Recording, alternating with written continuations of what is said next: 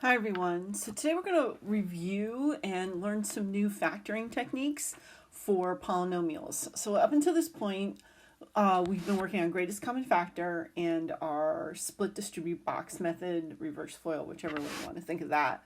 But we're going to work on some more and we're going to review the ones we know and add to it. So hopefully by the end of this lesson, we're going to be able to factor polynomials pretty much the best that we can. So right now, so this is currently, our steps for factoring is we look for a GCF. And that could be in variable or it could be numeric. And again, it's going to make our lives easier. Then we're going to factor. Okay, and this is those of us who do box or split distribute, reverse FOIL, whichever way you want to think of it as for factoring. Okay. All right, so let's just review those two techniques. So we're always going to look for a greatest common factor. That is always your first step because it's going to make your life easier. So here we look at our greatest common factor. The only thing we see is an x.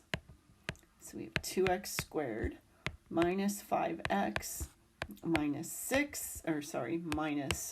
3. Okay. And again, we're going to always start with factoring first and last. We're going to multiply the first and last together. Negative 6x squared. So factors of negative 6x squared.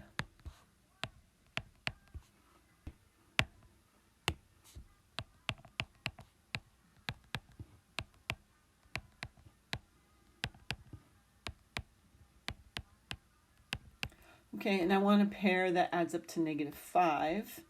So I'm going to choose this guy right here, and I'm going to do split distribute with this method. And then we'll work on some box method as well. Okay, so I'm going to take out the 2x squared. I don't know why I did a parenthesis there. Minus 6x plus 1x minus 3x. We're going to do our grouping. Okay, so we're going to take out a 2x as a GCF. We're going to take a 1 out as a GCF.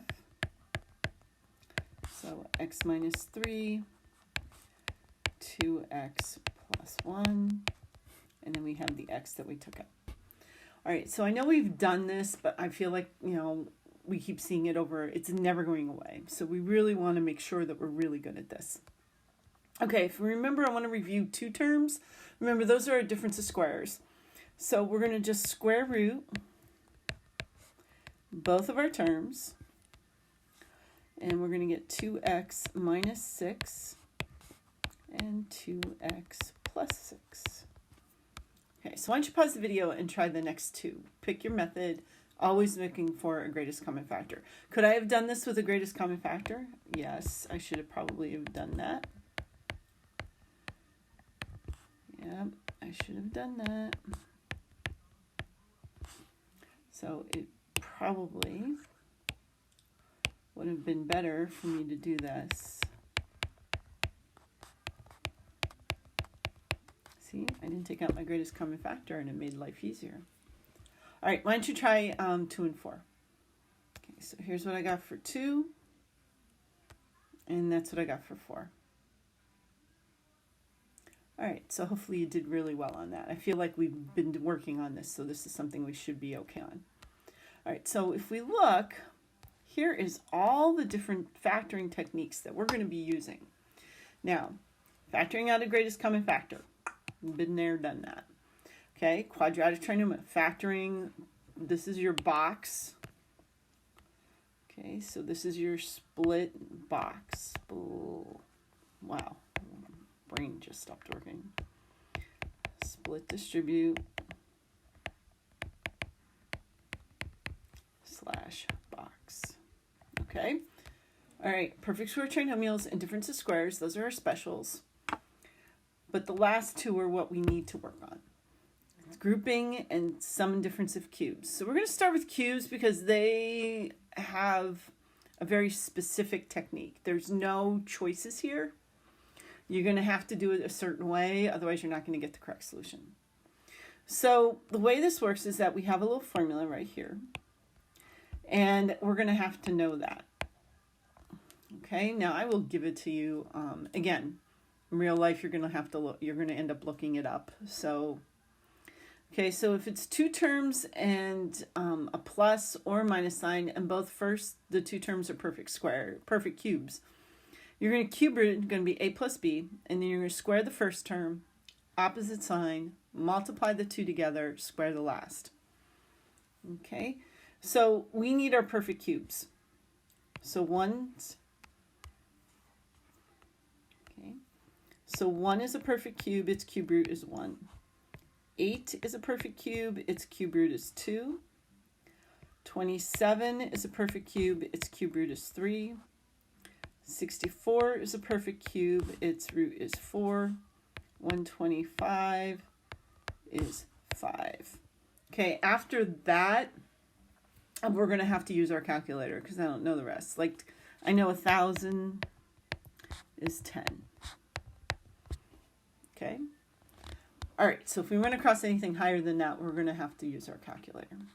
All right, now that rule that's there is very confusing. So I hope that we can kind of like come up with like, we're going to do this, we're going to do this, we're going to do this. So here this is going to work. We're going to start with just cube rooting our both terms. So the cube root of x cubed is x. Keep in mind that means what times itself 3 times gives you x cubed. Well, that's x, x, x. Cube root of 64 is 4, and we're going to keep the plus sign. So we're going to start with x plus 4. Okay. All right, so according to the rule, here's the rule, we're going to, and it says a squared. So that means square the first term. So the first term is x, we're going to square him. Then it goes minus sign. So we're going to do the opposite of the plus, so it's going to be the minus. Then it says AB, which means just multiply the two guys together, so that gives you 4x. Then the last sign is always plus, and you're going to square 4 to get 16. Okay, that's it. That's what you have to do. Square the first, opposite sign, multiply the two together, always plus, square the last. All right, let's try this guy. Okay, there's no greatest common factor, so we're just going to cube root. Cube root of 125 is 5. Cube root of x cubed is x. We're going to keep the sign. Cube root of 8 is 2. So 5x, I don't know why I made that square, plus 2. Okay, so we're going to square the first term. So 5x squared is 25x squared. Minus sign because it's plus. These two multiplied together give you 10. Always plus, square the last. And that's your answer. Now you may go, well, can I factor the trinomial? Unfortunately, these trinomials cannot be factored. There's no factors of 16 that add up to -4. There's no factors of 100 that add up to 10. These cannot be factored. Okay, we're not even going to attempt it. They don't factor. All right, why don't you try B and D and see if you come up with the right solutions. Okay, so here you go. Okay, so we cube root it, we get 2x minus 3. And then we square the first, multiply the two together, always plus, square the last.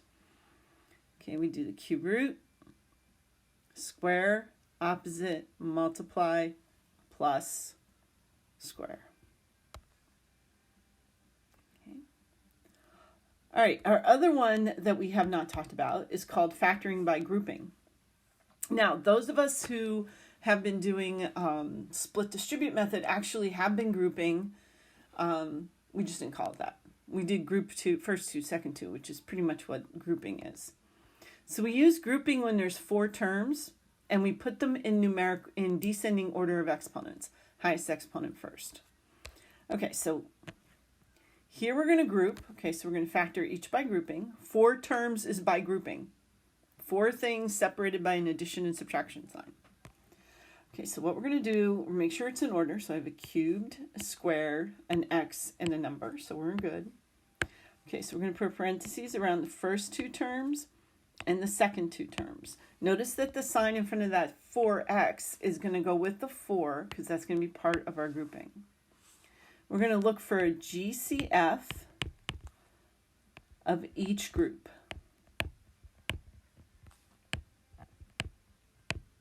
Okay, so a GCF of x cubed plus x squared is x squared. And then subtract your exponents. So we get x plus 1. A GCF out of negative 4x minus 4 is negative 4. And then we get x plus 1. Because remember, when you take out a GCF, you're dividing. So x plus 1, that's the guy in common. He's actually a GCF. And then we get x squared minus 4. Okay, so let's take a look at that and see if we're okay. Greatest common factor out of each group. So remember, when you do GCF, you're going to divide out the GCF, excuse me. Excuse me. And then, which means you subtract your exponents. And then the second group, we're going to divide out negative 4, which causes your change in sign.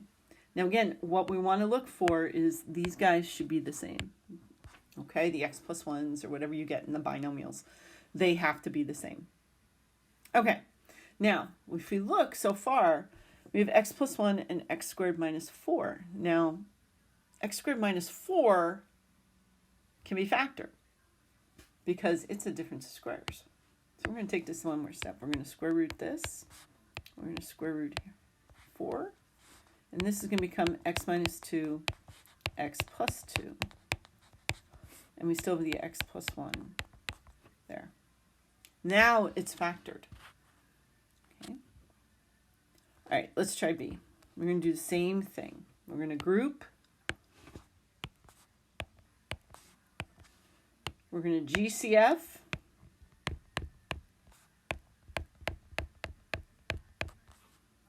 We're going to GCF. Going to write down, check our binomials. Are they the same? They are, and that means we're good. We're going to write those binomials down. Let me get my shit together here.